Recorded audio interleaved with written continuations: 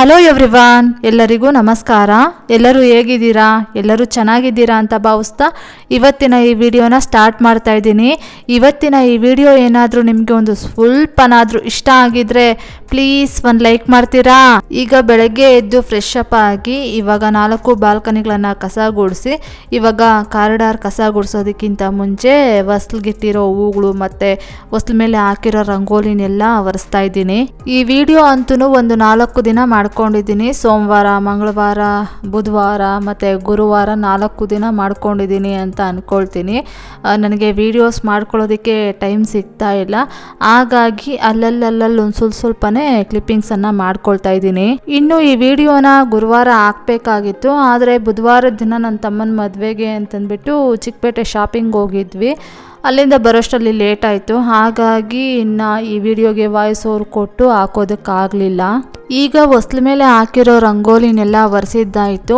ಈಗ ಕಾರಿಡಾರ್ ಕಸ ಗುಡಿಸೋದಕ್ಕಿಂತ ಮುಂಚೆ ಶೂ ಬಾಕ್ಸ್ ಮೇಲೆ ಎಲ್ಲ ಕಸ ಗುಡಿಸಿ ಆಮೇಲೆ ಕಾರಿಡಾರ್ ಕಸ ಗುಡಿಸ್ತೀನಿ. ಇನ್ನು ಇವತ್ತಿನ ವಿಡಿಯೋದಲ್ಲಿ ಒಂದು ವಿಷಯದ ಬಗ್ಗೆ ಶೇರ್ ಮಾಡ್ಕೊಳ್ಳೋಣ ಅಂತ ಅಂದ್ಕೊಂಡಿದ್ದೀನಿ. ಒಂದು 2 ವಿಡಿಯೋಗಳ ಹಿಂದೆ ಸಿಂಧು ಶ್ರೀ ಸಿಸ್ ಅವರು ಕಮೆಂಟ್ ಮಾಡಿದ್ರು, ನಮ್ಮನ್ನ ಇಗ್ನೋರ್ ಮಾಡೋರ ಹತ್ರ ನಾವು ಹೇಗಿರಬೇಕು ಅಂತಂದ್ಬಿಟ್ಟು. ಅಂದರೆ ಅವರು ಕಮೆಂಟ್ ಮಾಡಿದ್ರು, ನಮ್ಮ ನೈಬರ್ ಈ ಥರ ನನ್ನ ಜೊತೆ ತುಂಬ ಕ್ಲೋಸ್ ಆಗಿದ್ದರು, ಆಮೇಲೆ ಸ್ವಲ್ಪ ದಿನಗಳು ಕಳೆದ್ಮೇಲೆ ಯಾಕೋ ಚೇಂಜ್ ಆಗಿದ್ದಾರೆ, ಮಾತಾಡ್ಸೋಕೆ ಹೋದ್ರೂ ಮಾತಾಡೋದಿಲ್ಲ ಅಂತ ಈ ರೀತಿಯಾಗೆಲ್ಲ ಕಮೆಂಟ್ ಮಾಡಿದರು. ಪ್ಲೀಸ್ ಇದ್ರ ಬಗ್ಗೆ ವ್ಲಾಗಲ್ಲಿ ಮಾತಾಡಿ ಮಂಜು, ಆಮೇಲೆ ಈ ಥರ ಸಿಚುವೇಶನ್ನ ನೀವು ಯಾವ ರೀತಿಯಾಗಿ ಹ್ಯಾಂಡಲ್ ಮಾಡ್ತೀರಾ ಅಂತಂದ್ಬಿಟ್ಟು ವ್ಲಾಗಲ್ಲಿ ಹೇಳಿ ಅಂತಂದ್ಬಿಟ್ಟು ಅವರು ಕಮೆಂಟ್ ಮಾಡಿದರು. ನಾನು ಲಾಸ್ಟ್ ವೀಕ್ ಹೇಳಿದ್ದೆ ಅವ್ರಿಗೆ, ಈ ವೀಕ್ ಆಗ್ತಾ ಇಲ್ಲ ಸಿಸ್, ನೆಕ್ಸ್ಟ್ ವೀಕು ಶೇರ್ ಮಾಡ್ಕೊಳ್ತೀನಿ ಅಂತಂದ್ಬಿಟ್ಟು. ಹಾಗಾಗಿ ಇವತ್ತಿನ ವಿಡಿಯೋದಲ್ಲಿ ಆ ವಿಷಯದ ಬಗ್ಗೆ ನನಗೇನು ಅನಿಸುತ್ತೋ ಅದನ್ನು ಶೇರ್ ಮಾಡ್ಕೊಳ್ತೀನಿ. ಈಗ ನಾವು ಯಾರ ಹತ್ರ ಆದ್ರೂ ಒಂದು ಸ್ವಲ್ಪ ದಿನ ತುಂಬ ಚೆನ್ನಾಗಿದ್ದು ಆಮೇಲೆ ಅವ್ರಿಗೇನು ಅನಿಸುತ್ತೋ ಏನೋ ಗೊತ್ತಿಲ್ಲ, ನಾವು ಮಾತಾಡ್ಸೋದಕ್ಕೆ ಹೋದ್ರೂ ಅವ್ರು ಸರಿಯಾಗಿ ಮಾತಾಡ್ತಾ ಇಲ್ಲ, ನಮ್ಮನ್ನ ಇಗ್ನೋರ್ ಮಾಡ್ತಾ ಇದ್ದಾರೆ ಅಂತಂದರೆ ನಾವು ಸುಮ್ಮನೆ ಇದ್ಬಿಡಬೇಕು. ಇನ್ನು ನೀವು ಕಮೆಂಟ್ ಬಾಕ್ಸಲ್ಲಿ ಕೇಳಿದ್ರಿ ಸಿಸ್ ಇನ್ನೊಂದು ಸಲ ಮಾತಾಡಬೇಕಾ ಬೇಡವಾ ಅಂತಂದ್ಬಿಟ್ಟು. ನಾವೊಂದು ಸ್ಟೆಪ್ ಕೆಳಗಡೆ ಇಟ್ಟು ಇನ್ನೊಂದು 2 ಸಲ ಮಾತಾಡಿದ್ರೂ ನಮಗೇನು ಲಾಸ್ ಆಗೋದಿಲ್ಲ, ಹಾಗಾಗಿ ಮಾತಾಡ್ಸಿದ್ರೆ ಚೆನ್ನಾಗೇ ಇರುತ್ತೆ. ಅದ್ರ ಮೇಲೂ ಅವರು ಮಾತಾಡಲಿಲ್ಲ ಅಂತಂದರೆ ನಾವು ಅಷ್ಟೇ ಸುಮ್ಮನೆ ಇದ್ಬಿಡಬೇಕು, ಅದನ್ನು ತಲೆಯಿಂದ ತೆಗ್ದಾಕ್ಬಿಡ್ಬೇಕು, ಕೊರಗೋದಕ್ಕೆ ಹೋಗಬಾರ್ದು. ಅಯ್ಯೋ ಮೊದಲೆಲ್ಲ ಈ ರೀತಿಯಾಗಿ ಚೆನ್ನಾಗಿದ್ರಲ್ವ, ಇವಾಗ ಯಾಕೆ ಹಿಂಗಾದ್ರು, ಯಾಕೆ ಮಾತಾಡ್ಸ್ತಾ ಇಲ್ಲ ಅಂತಂದ್ಬಿಟ್ಟು ನಾವು ಕೊರಗೋದಕ್ಕೆ ಹೋಗಬಾರ್ದು, ಬಿಟ್ಬಿಡಬೇಕು. ಆದಷ್ಟು ನಾವು ನಮ್ಮ ಜೀವನದಲ್ಲಿ ಕೆಲವೊಂದು ಸಣ್ಣ ಸಣ್ಣ ವಿಚಾರಗಳನ್ನೆಲ್ಲ ಲೈಕಾಗಿ ತೊಗೊಂಡ್ಬಿಡ್ಬೇಕು, ಅದನ್ನು ತುಂಬ ತಲೆಗೆ ಹಾಕ್ಕೊಂಡು ಕೊರಗೋದಕ್ಕೆಲ್ಲ ಹೋಗಬಾರ್ದು. ಅವ್ರು ಮಾತಾಡಿಲ್ವಾ ಬಿಟ್ಬಿಡಬೇಕು, ಅವ್ರಿಗೆ ನಮ್ಮಲ್ಲಿ ಏನೋ ಇಷ್ಟ ಆಗದೆ ಇರುತ್ತೆ, ಹಾಗಾಗಿ ಸರಿ ಆಯಿತು ಅಂತಂದ್ಬಿಟ್ಟು ಬಿಟ್ಬಿಡಬೇಕು. ಆಮೇಲೆ ನಾವು ಅಷ್ಟೇ ಆರಾಮಾಗಿ ಇರಬೇಕು. ನಾನು ಅಷ್ಟೇ ಸಿಸ್, ಮೊದಲೆಲ್ಲ ನಾನು ಇದೇ ರೀತಿಯಾಗಿಯೇ ಇದ್ದೆ. ಈ ಮನೆಗೆ ಬರೋದಕ್ಕಿಂತ ಮುಂಚೆ ಈ ಕಷ್ಟಗಳು ಎಷ್ಟೊಂದು ಪಾಠಗಳನ್ನು ಕಲಿಸ್ಕೊಡುತ್ತೆ ಅಂತಂದರೆ ಹಬ್ಬ, ತುಂಬಾ ಪಾಠಗಳನ್ನ ಕಲಿಸ್ಕೊಡುತ್ತೆ. ಮೊದಲೆಲ್ಲ ನನಗೆ ಯಾರಾದರೂ ಏನಾದರೂ ಅಂದರೆ ನನ್ನ ತಪ್ಪೇನು ಇಲ್ಲದೆ ಅವ್ರು ಏನಾದರೂ ಅಂದಿದ್ದಾರೆ ಅಂತಂದರೆ ಹಂಗೆ ಹಿಂತಿರುಗಿಸಿ ಉತ್ತರನ ಕೊಡ್ತಾ ಇದ್ದೆ. ಆದರೆ ಇವಾಗ ಉತ್ತರ ಕೊಡೋ ಅವಶ್ಯಕತೆ ಏನಿದೆ ಅಂತಂದ್ಬಿಟ್ಟು ಅಂದರೆ ಅಂದ್ಕೊಳ್ಳಿ ಅಂತಂದ್ಬಿಟ್ಟು ಬಿಟ್ಬಿಡ್ತೀನಿ. ಅದಾದಮೇಲೆ ನಾನೇ ಮಾತಾಡ್ಸ್ತೀನಿ ಎಲ್ಲರನ್ನೂ. ಅವ್ರೇನಾದರೂ ಸರಿಯಾಗಿ ರೆಸ್ಪಾಂಡ್ ಮಾಡಲಿಲ್ಲ ಅಂತಂದರೆ ಹೌದಾ ಓಕೆ ಅಂತಂದ್ಬಿಟ್ಟು ನಾನು ಅಷ್ಟೇ ಆರಾಮಾಗಿರ್ತೀನಿ, ಅದನ್ನೆಲ್ಲ ತಲೆಗೆ ಹಾಕ್ಕೊಳ್ಳೋದಕ್ಕೆ ಹೋಗೋದಿಲ್ಲ. ಅಂದರೆ ಈಗ ನಮ್ಮ ಎದುರುಗಡೆ ಇರೋರದೇ ತಪ್ಪು, ನಮ್ಮದೇನೋ ತಪ್ಪಿಲ್ಲ ಅಂತಲ್ಲ, ನಮ್ಮಲ್ಲೂ ಅವ್ರಿಗೆ ಏನೋ ಇಷ್ಟ ಆಗದೆ ಇರುತ್ತೆ, ಹಾಗಾಗಿ ಅವರು ನಮ್ಮನ್ನು ಇಗ್ನೋರ್ ಮಾಡ್ತಾ ಇರ್ತಾರೆ. ನಾವು ಅಷ್ಟೇ ಮಾತಾಡ್ಸಿದ್ರೆ ಮಾತಾಡೋಣ, ಇಲ್ವಾ ಸುಮ್ಮನಿದ್ಬೇಡ, ಎಲ್ಲಾದರೂ ಎದುರುಗಡೆ ಸಿಕ್ಕಿದ್ರೆ ಸರಿ ಆಯಿತು ಅಂತ ಸ್ಮೇಲ್ ಕೊಡೋಣ. ಅಲ್ಲಿಗೂ ಅವ್ರು ಮಾತಾಡ್ತಾ ಇಲ್ವಾ ಬಿಟ್ಬಿಟ್ಟು ಮುಂದಕ್ಕೆ ಹೋಗ್ತಾ ಇರಬೇಕು. ಯಾರು ಮಾತಾಡ್ಸಿದ್ರೆ ಏನು, ಮಾತಾಡ್ದಿದ್ರೆ ಏನು, ನಮ್ಮ ಕೆಲಸಗಳಲ್ಲಿ ನಾವು ಬ್ಯುಸಿಯಾಗಿದ್ದೀವಿ ಅಂತಂತಂದರೆ ಇದೆಲ್ಲ ನಮ್ಮ ತಲೆಗೆ ಹತ್ತೋದಿಲ್ಲ. ಸ್ಟಾರ್ಟಿಂಗಲ್ಲಿ ಇದನ್ನು ಅಭ್ಯಾಸ ಮಾಡ್ಕೊಳ್ಳೋದಕ್ಕೆ ಒಂದು ಸ್ವಲ್ಪ ಕಷ್ಟನೇ ಆಗ್ಬೋದು, ಆದರೆ ಅಭ್ಯಾಸ ಮಾಡ್ಕೊಂಬಿಟ್ಟಿದ್ದೀವಿ ಅಂತಂದರೆ ಅಬ್ಬಾ ನಿಜವಾಗ್ಲೂ ಒಂಥರ ಎಷ್ಟು ರಿಲೀಫ್ ಆಗಿರ್ತೀವಿ ನಾವು ಯಾವಾಗಲೂ ಅಂತಂದರೆ ತುಂಬಾ ರಿಲೀಫ್ ಆಗಿರ್ತೀವಿ.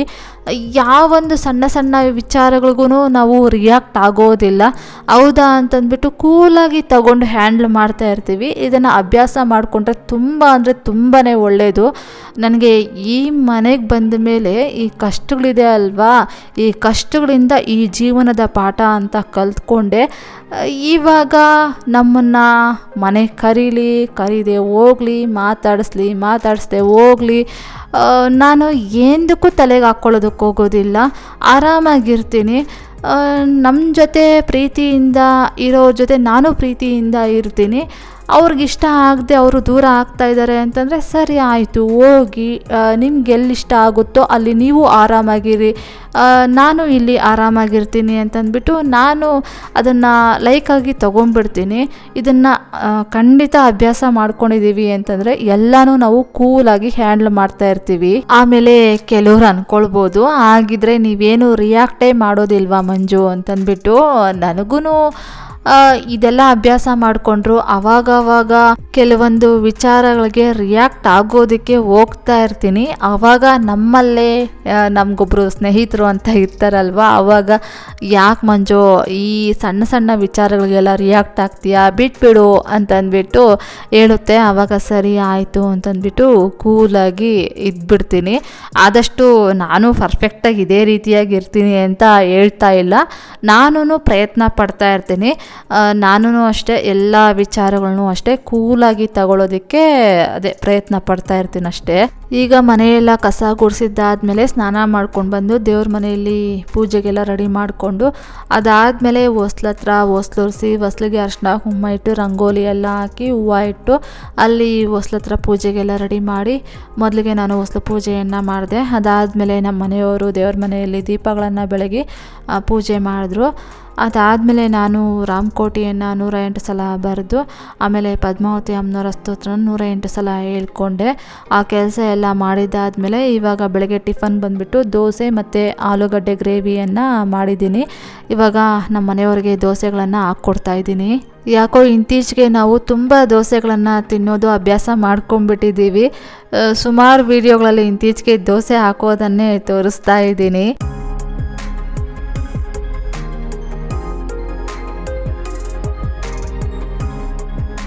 ಈಗ ನಮ್ಮ ಮನೆಯವ್ರಿಗೆ ಟಿಫನ್ ಮಾಡಿಕೊಟ್ಟು ಅದಾದಮೇಲೆ ನಾನು ಟಿಫನ್ ತಿಂದು ಇವಾಗ ಹಿಂದಿನ ದಿನ ನೈಟು ವಾಶ್ ಮಾಡಿಟ್ಟಿರೋ ಪಾತ್ರೆಗಳನ್ನೆಲ್ಲ ಕ್ಯಾಬಿನೆಟ್ ಒಳಗಡೆ ಜೋಡಿಸಿಡ್ತಾ ಇದ್ದೀನಿ.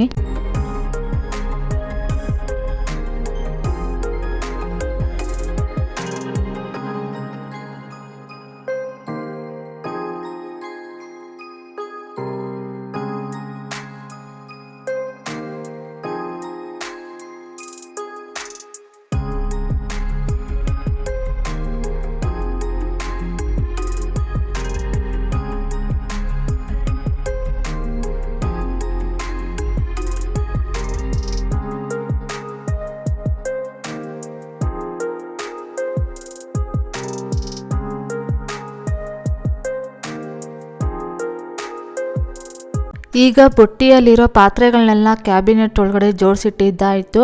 ಇವಾಗ ಬಿದ್ದಿರೋ ಪಾತ್ರೆಗಳನ್ನೆಲ್ಲ ವಾಶ್ ಮಾಡಿ ಇಡ್ತಾ ಇದ್ದೀನಿ. ಹಾಗೆ ಒಂದಿಬ್ಬರು ಬರ್ತ್ಡೇ ವಿಶಸನ್ನು ಮಾಡೋದಕ್ಕೆ ಹೇಳಿದ್ದಾರೆ, ಅವ್ರಿಗೆ ವಿಶ್ ಮಾಡಿ ಆಮೇಲೆ ನಾನು ವ್ಲಾಗನ್ನು ಕಂಟಿನ್ಯೂ ಮಾಡ್ತೀನಿ. ಜಾನು ಅನ್ನೋ ಒಂದು ಅಕೌಂಟಿಂದ ಕಮೆಂಟ್ ಮಾಡಿದ್ದಾರೆ, ಈ ಮಂತು 27ಗೆ ನಮ್ಮದು ವೆಡ್ಡಿಂಗ್ ಆ್ಯನಿವರ್ಸರಿ ಇದೆ, ವಿಶ್ ಮಾಡಿ ಮಂಜು ಅಂತಂದ್ಬಿಟ್ಟು. ಮೋಸ್ಟ್ಲಿ ಕವಿತಾ ಸಿಸ್ ಅವರು ಅಂತ ಅಂದ್ಕೊಳ್ತೀನಿ. ಕವಿತಾ ನಾಗರಾಜ್ ಸಿಸ್ ಅವರೇ, happy wedding anniversary both of you. ಆ ದೇವರು ನಿಮ್ಮಿಬ್ಬರಿಗೂ ಒಳ್ಳೆ ಆರೋಗ್ಯ, ಆಯಸ್ಸು ಮತ್ತು ಅಷ್ಟೈಶ್ವರ್ಯಗಳನ್ನು ಕೊಟ್ಟು ನಿಮ್ಮ ಜೀವನ ಯಾವಾಗಲೂ ಖುಷಿಯಾಗಿರಲಿ, ಚೆನ್ನಾಗಿರಲಿ ಅಂತಂದ್ಬಿಟ್ಟು ಆ ದೇವರಲ್ಲಿ ನಾನು ಕೇಳ್ಕೊಳ್ತೀನಿ ಸಿಸ್. ಅದಾದಮೇಲೆ ರೂಪಾ ಆನಂದ್ ಸಿಸ್ ಅವರು ಕಮೆಂಟ್ ಮಾಡಿದ್ದಾರೆ, ಈ ಮಂತು 30ಗೆ ನನ್ನ ಮಗನ ಬರ್ತ್ಡೇ ಇದೆ, ವಿಶ್ ಮಾಡಿ ಮಂಜು ಅಂತಂದ್ಬಿಟ್ಟು. Ratan, many more happy returns of the day ಅಪ್ಪ. ಆ ದೇವರು ನಿಮಗೆ ಒಳ್ಳೆ ಆರೋಗ್ಯ, ಆಯಸ್ಸು ಮತ್ತು ಒಳ್ಳೆ ವಿದ್ಯಾಭ್ಯಾಸ ಕೊಟ್ಟು ನಿಮ್ಮ ಜೀವನ ಚೆನ್ನಾಗಿರಲಿ, ಖುಷಿಯಾಗಿರಲಿ ಅಂತಂದ್ಬಿಟ್ಟು ಆ ದೇವರಲ್ಲಿ ನಾನು ಕೇಳ್ಕೊಳ್ತೀನಿ ಕಂದ. ನೆಕ್ಸ್ಟ್ ಈಗ ಪಾತ್ರೆಗಳೆಲ್ಲ ವಾಶ್ ಮಾಡಿಟ್ಟಿದ್ದಾದಮೇಲೆ ಇನ್ನು ಜಾಮೂನ್ ಪಾಕೆಟ್ ಇತ್ತು, ಜಾಮೂನ್ ಮಾಡೋಣ ಅಂತಂದ್ಬಿಟ್ಟು ಜಾಮೂನ್ಗೆಲ್ಲ ಕಲಸಿಟ್ಟು ಅದಾದಮೇಲೆ ಇನ್ನು ಪಾಕಕ್ಕೆ ಗ್ಯಾಸ್ ಸ್ಟವ್ ಮೇಲೆ ಬಿರಿಯಾನಿ ಪಾಟನ್ನು ಇಟ್ಟು ಒಂದು 3 ಗ್ಲಾಸಷ್ಟು ನೀರನ್ನು ಹಾಕಿ ಆ ನೀರು ಒಂದು ಸ್ವಲ್ಪ ಬಿಸಿ ಆಗೋಷ್ಟರಲ್ಲಿ ಈ ಕಡೆ ಫಿಲ್ಟರ್ ಸ್ವಿಚ್ಚನ್ನು ಆನ್ ಮಾಡೋಣ ಅಂತಂದ್ಬಿಟ್ಟು ಇನ್ನು ವೇಸ್ಟ್ ನೀರು ಹೋಗೋದಕ್ಕೆ ಕ್ಯಾನ್ ತಂದಿಟ್ಟು ಪೈಪನ್ನು ಹಾಕಿ ಸ್ವಿಚ್ಚನ್ನು ಆನ್ ಮಾಡಿದೆ. ಇನ್ನು ಈ ಕಡೆ ನೀರೆಲ್ಲ ಬಿಸಿ ಆಗಿತ್ತು. ಒಂದು 20 ಸ್ಪೂನಷ್ಟು ಸಕ್ಕರೆಯನ್ನು ಹಾಕಿ ಇವಾಗ ಒಂದು 2 ಏಲಕ್ಕಿಯನ್ನು ತಗೊಂಡು ಪುಡಿ ಮಾಡಿ ಇಟ್ಕೊಳ್ಳೋಣ ಅಂತಂದ್ಬಿಟ್ಟು ಪುಡಿ ಮಾಡಿ ಇಟ್ಕೊಂಡು ಈಗ ಸಕ್ಕರೆ ಪಾಕ ಅನ್ನೋದು ಒಂದೆಳೆ ಬಂದಿತ್ತು. ಇವಾಗ ಏಲಕ್ಕಿ ಪುಡಿಯನ್ನು ಹಾಕಿ ಇನ್ನು ಗ್ಯಾಸ್ ಸ್ಟವನ್ನು ಆಫ್ ಮಾಡಿ ಅದಾದಮೇಲೆ ಈ ಕಡೆ ಜಾಮೂನ್ಗೆ ಉಂಡೆಗಳನ್ನು ಮಾಡ್ಕೊಳ್ತಾ ಇದ್ದೀನಿ. ಈ ಸಲ ಅಂತೂ ಜಾಮೂನ್ ತುಂಬ ಚೆನ್ನಾಗಿ ಬಂದಿತ್ತು. ನಾನು ಹಿಟ್ಟನ್ನು ಯಾವ ರೀತಿಯಾಗಿ ಕಲಿಸ್ಕೊಂಡೆ ಅಂತಂದರೆ ಮೊದಲೆಲ್ಲ ನಾನು ನೀರು ಹಾಕಿ ಕಲಿಸ್ತಾ ಇದ್ದೆ.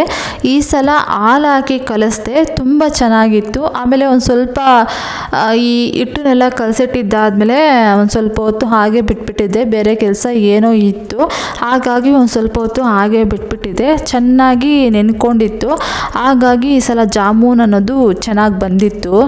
ಈಗ ಜಾಮೂನ್ಗೆ ಉಂಡೆಗಳೆಲ್ಲ ಮಾಡ್ಕೊಂಡಿದ್ದಾಯಿತು. ಈ ಕಡೆ ಗ್ಯಾಸ್ ಸ್ಟವ್ ಮೇಲೆ ಕಡಾಯನ್ನು ಇಟ್ಟು ಎಣ್ಣೆಯನ್ನು ಹಾಕಿದ್ದೆ. ಇವಾಗ ಎಣ್ಣೆ ಎಲ್ಲ ಬಿಸಿ ಆಗಿತ್ತು. ಈಗ ಜಾಮೂನ್ ಉಂಡೆಗಳನ್ನೆಲ್ಲ ಎಣ್ಣೆ ಒಳಗಡೆ ಹಾಕಿದ್ದೀನಿ. ಗ್ಯಾಸ್ ಫ್ಲೇಮನ್ನು ಲೋ ಫ್ಲೇಮ್ ಮಾಡಿಟ್ಟಿದ್ದೀನಿ. ಲೋ ಫ್ಲೇಮಲ್ಲೇ ಈ ಜಾಮೂನ್ ಉಂಡೆಗಳನ್ನು ಏನು ಗೋಳಿಸ್ಕೊಂಡ್ರೆ ಜಾಮೂನ್ ಅನ್ನೋದು ಒಂಥರ ಮೆರೂನ್ ಕಲರ್ ಬರುತ್ತೆ, ಆವಾಗ ನೋಡೋದಕ್ಕೆ ಚೆನ್ನಾಗಿರುತ್ತೆ.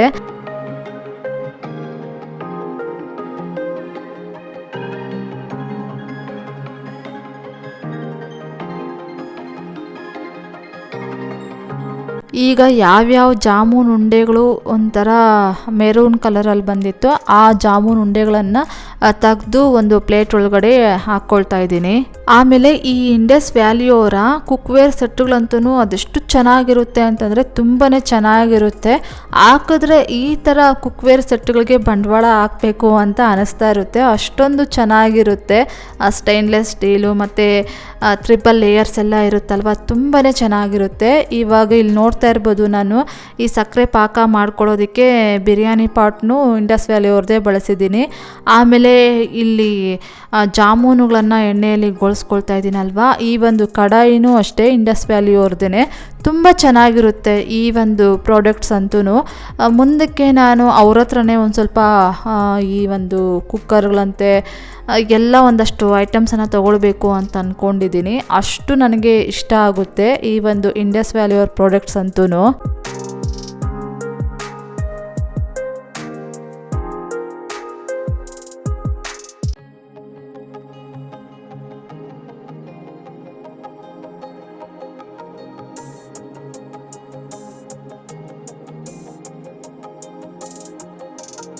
ಈಗ ಜಾಮೂನ್ ಉಂಡೆಗಳನ್ನೆಲ್ಲ ಎಣ್ಣೆಯಲ್ಲಿ ಡೀಪ್ ಫ್ರೈ ಮಾಡ್ಕೊಂಡಿದ್ದಾಯಿತು.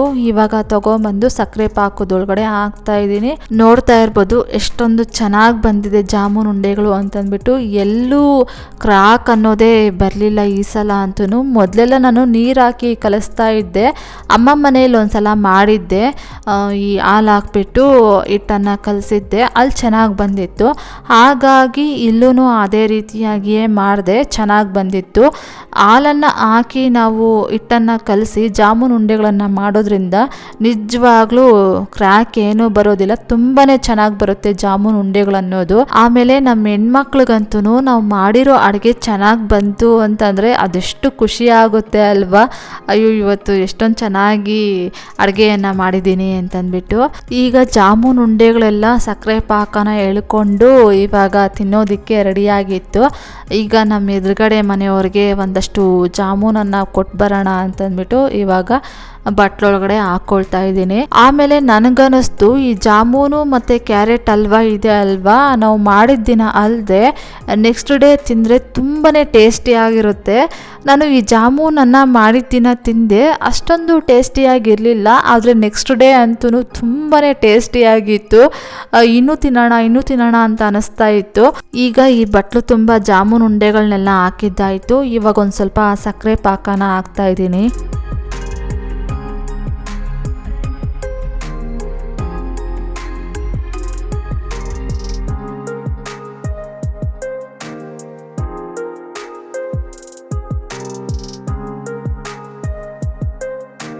ನೆಕ್ಸ್ಟ್ ಆಮೇಲೆ ನಾನು ಸೋಮವಾರ ದಿನ ಮತ್ತೇನು ವೀಡಿಯೋಸ್ ಮಾಡ್ಕೊಳ್ಳೋದಕ್ಕೆ ಹೋಗಲಿಲ್ಲ.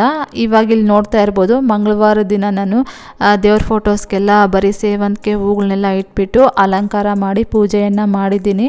ನಾನು ಲಾಸ್ಟ್ ವಿಡಿಯೋದಲ್ಲಿ ಹೇಳಿದ್ನಲ್ವಾ, ರೋಸ್ ಹೂಗಳೆಲ್ಲ ಸೋಮವಾರಕ್ಕೆ ಲಾಸ್ಟ್ ಆಗುತ್ತೆ ಅಂತಂದ್ಬಿಟ್ಟು ಸುಮಾರು ಒಂದು ಹತ್ತತ್ರ 2 ಮಂತ್ಸ್ ಆಯಿತು. 2 ಮಂತ್ಸಿಂದ ರೋಸ್ ಹೂಗಳನ್ನೋದು ತುಂಬಾ ಫ್ರೆಶ್ ಆಗಿತ್ತು.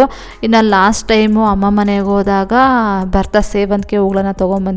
ಈ ಸೇವಂತಿಗೆ ಹೂಗಳನ್ನು ಬರೀ ಈ ಸೇವಂತಿಗೆ ಹೂಗಳನ್ನೇ ಇವತ್ತಿಟ್ಬಿಟ್ಟು ಪೂಜೆಯನ್ನು ಮಾಡಿದ್ದೀನಿ. ಈ ಥರ ಯೆಲ್ಲೋ ಕಲರ್ ಸೇವಂತಿಗೆ ಹೂಗಳು ನಮ್ಮ ಪಾಟ್ಗಳಲ್ಲೇ ಬಿಡ್ತಾ ಇದ್ದೆ. ಅಲ್ಲಿ ಊರಿಗೆ ಹೋದಾಗ ಅಪ್ಪ ನನಗೆ ಹೇಳ್ದೆ ಹೋಗ್ಬಿಟ್ಟಿದ್ರು ಹೂಗಳನ್ನು ತೊಗೊಂಬರೋದಕ್ಕೆ.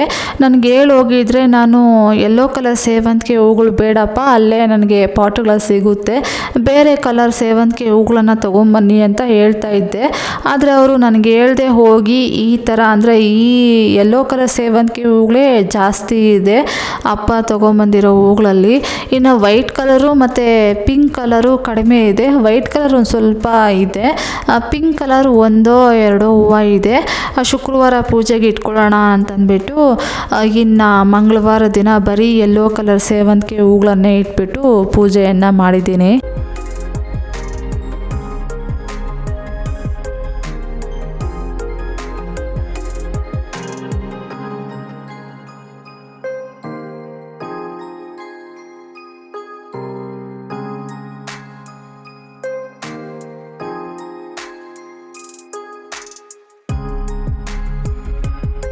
ನೆಕ್ಸ್ಟ್ ಈಗ ಇಲ್ಲಿ ಪಾರ್ಟಿಷನ್ ಹತ್ರ ನೋಡ್ತಾ ಇರ್ಬೋದು, ಕಾಮಧೇನು ಹಸುಗೆ ವೈಟ್ ಕಲರ್ ಸೇವಂತಿಗೆ ಹೂಗಳನ್ನು ಇಟ್ಟಿದ್ದೀನಿ.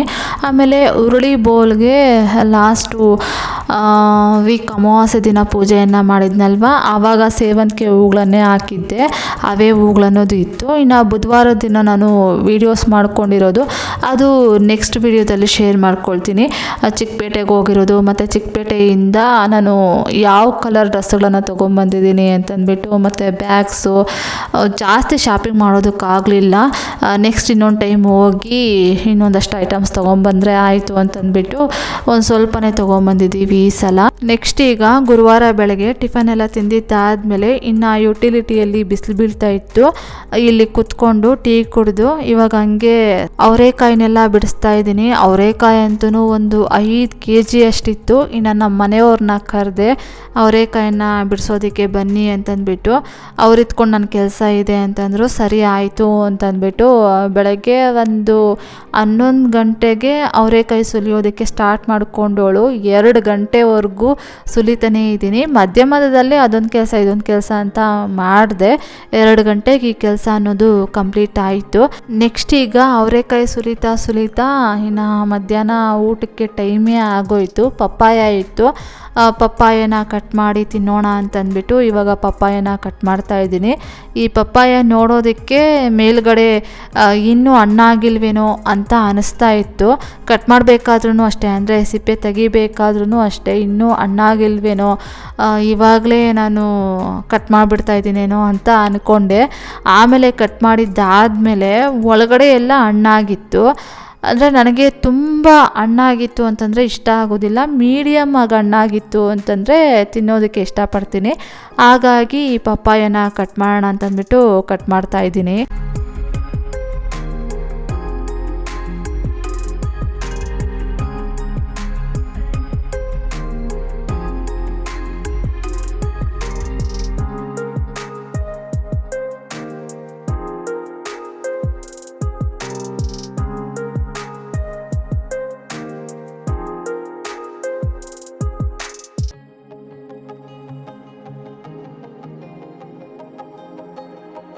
ಈಗ ಪಪ್ಪಾಯನೆಲ್ಲ ಕಟ್ ಮಾಡಿ ತಿಂದಿದ್ದಾದಮೇಲೆ ಇನ್ನೂ ಒಂದು ಸ್ವಲ್ಪ ಅವರೆಕಾಯಿ ಇತ್ತು.